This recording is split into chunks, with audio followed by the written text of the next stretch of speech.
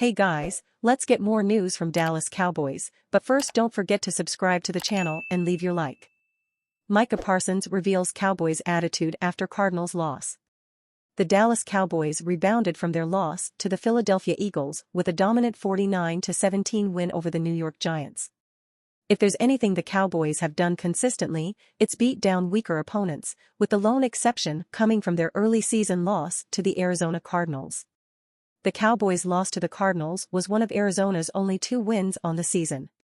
Prior to that, Dallas had dominated their first 2 matchups versus the Giants and New York Jets by a combined 70-10.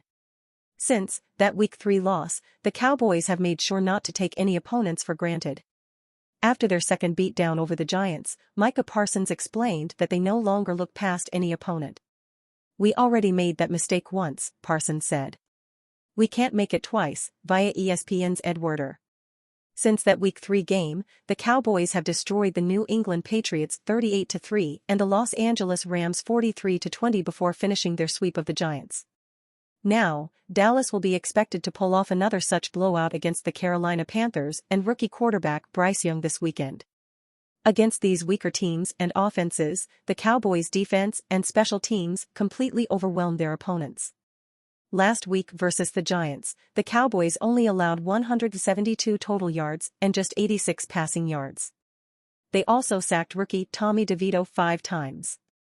In their prior win before that, Dallas caused a safety and got a pick-6 against Matthew Stafford and the Rams.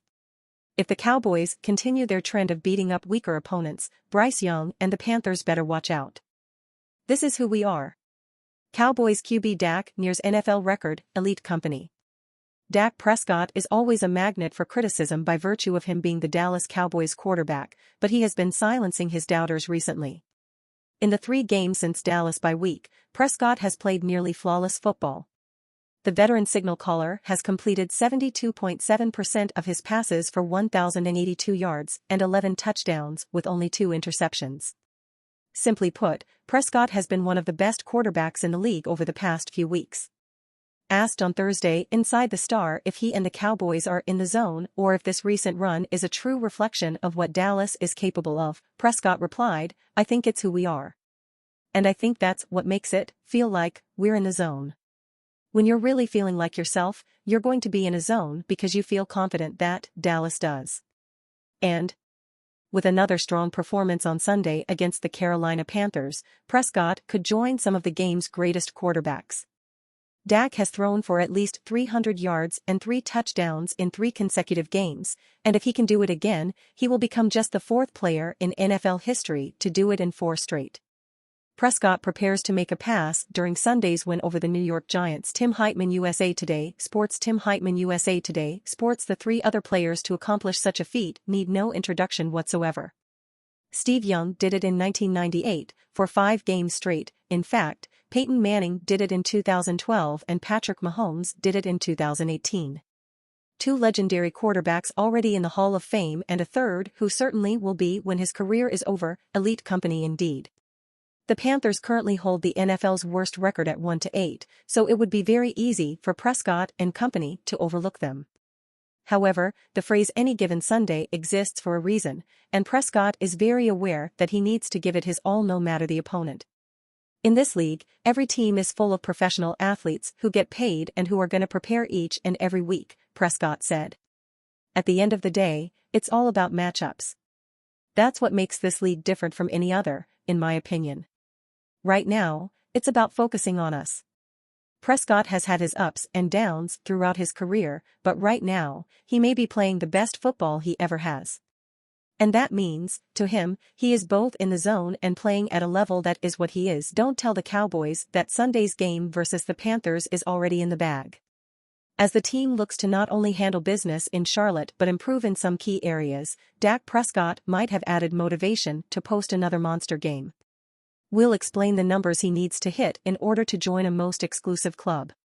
We'll also check out the team's clean injury report, get to know the new man on the Dallas practice squad, and fully preview the Panthers. Meanwhile, a new mock draft sends a human highlight reel to the Cowboys. We show why Brandon Cooks might be the key the offense has been lacking, and Buffalo's Stefon Diggs weighs in on brother Trayvon's controversial social media posts. And will the team remember the lesson learned in Arizona earlier this season? It's all right here in news and notes. Don't expect the Cowboys to put it on cruise control anytime soon.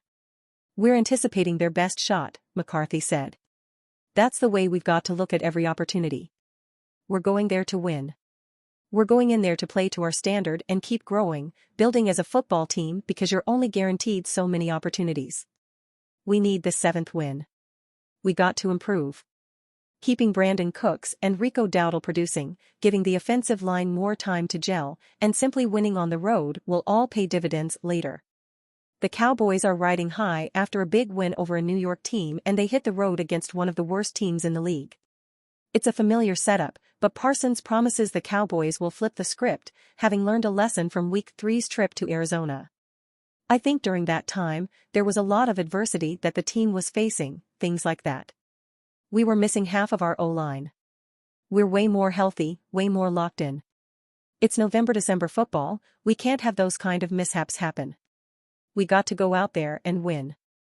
Stefon Diggs reportedly wants to join Dallas Cowboys. Bills cut?